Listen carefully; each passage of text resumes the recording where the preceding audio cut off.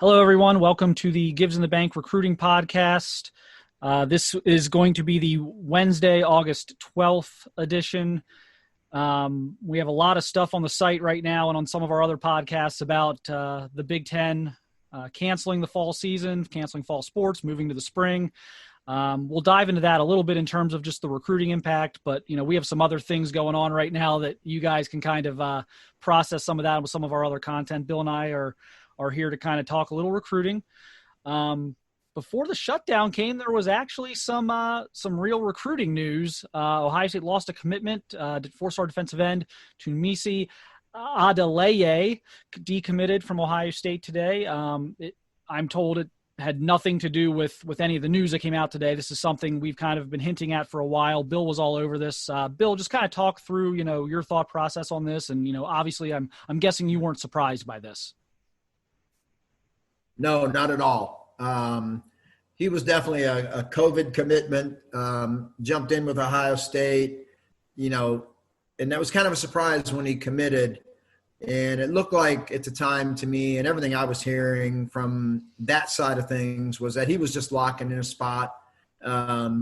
Really liked Ohio State, liked Larry Johnson and Greg Madison, but, I never bought that one ever. And I thought I always had him in my blogs as the most likely guy to decommit from Ohio State. Can't sit here and say I knew it was coming, but, he was high on my list of a possible decommit. I don't think it was all that shocking to Ohio State. And, now you see where you go from here. Will they try to re-recruit him? He's not going back to IMG. So I think he's going to end up at Florida. His good buddy Kamar Wilcoxon is headed to Florida, we think, and he's, I think, trying to reclassify to 2020. And I know Tunmise looked into that earlier, and Florida told him no, that it couldn't be done academically.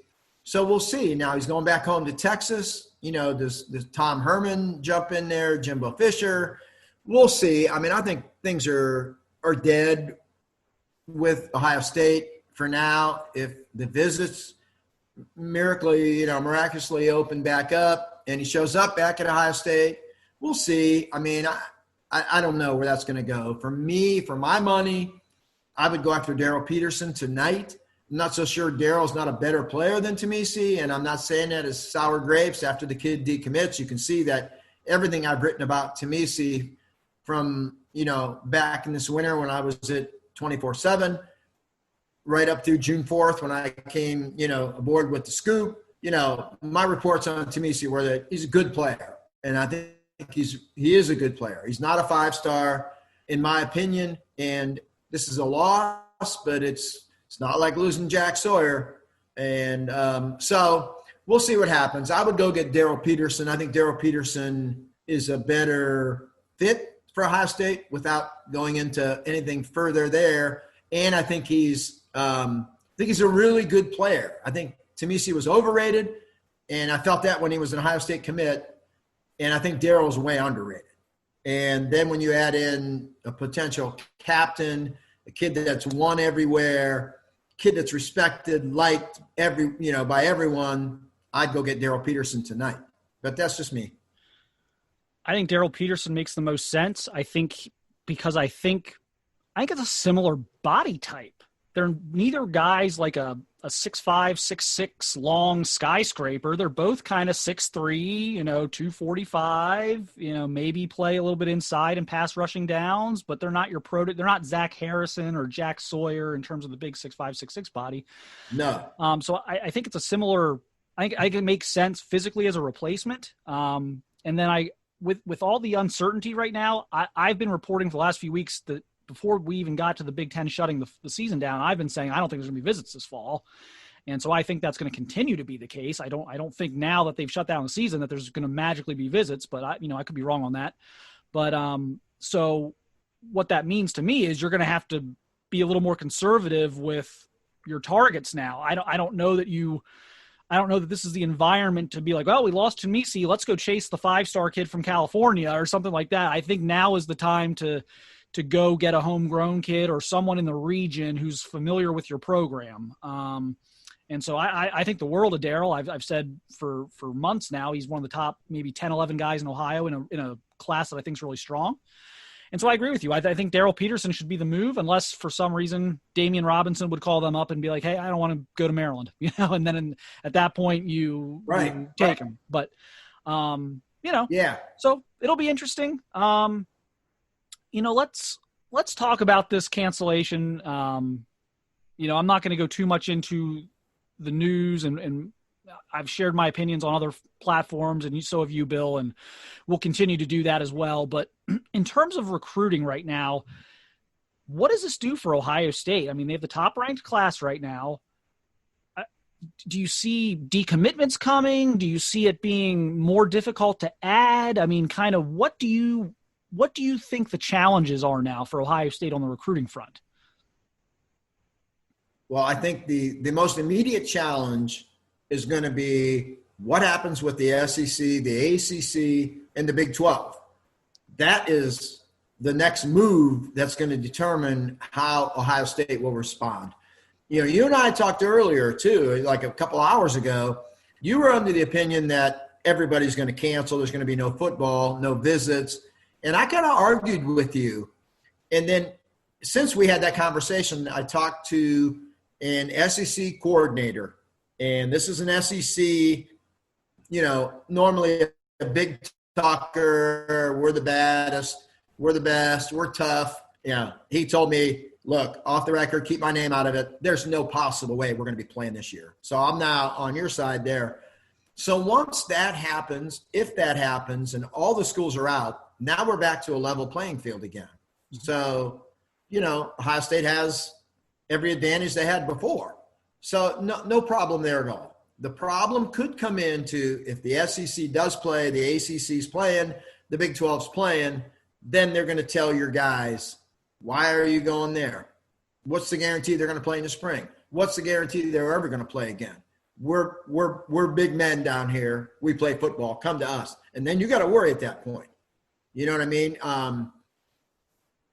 Jack Sawyer lives, breathes, dies, eats, sleeps Ohio State football.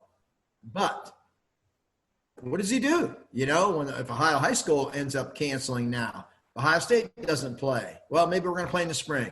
If not, maybe in the fall. Well, and if he has Alabama saying, we're playing in 2 weeks, why don't you come down and check us out? I don't know. I worry then, but I think the next move is seeing what the other three conferences do. Let's just take a break, take a chill pill. What are they going to do?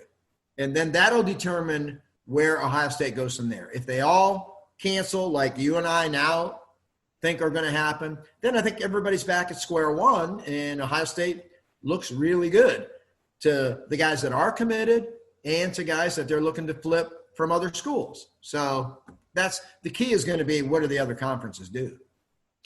Yeah, I think right now, if I'm an SEC coach, I'm absolutely trying to take advantage of this. I'm telling kids whatever I need to tell them right now, but they might run out of runway on that. You can tell those kids that today, but in a week or two from now, if everyone's shutting down, you lose that edge. So yeah, it's 1,000% right now what these other schools are going to do. Again, my stance, and this is before, look, I thought everyone would try and find a way to play in September. So I'm not claiming I saw the cancellation coming today or from the Big Ten or anything like that. But the one thing I've consistently said over the past, really since March, is we are not going to enter an ecosystem where one conference is playing football and the other conferences are sitting around twiddling their thumbs. I believe I've always felt this would be an all or nothing proposition. And I've talked to several people today that still feel that way and that feel that it is only a matter of time, that the SEC may do some kicking and screaming along the way and some chest puffing along the way. And it may not be immediately. It may take a few weeks, but that ultimately everyone is going to be sitting out this fall.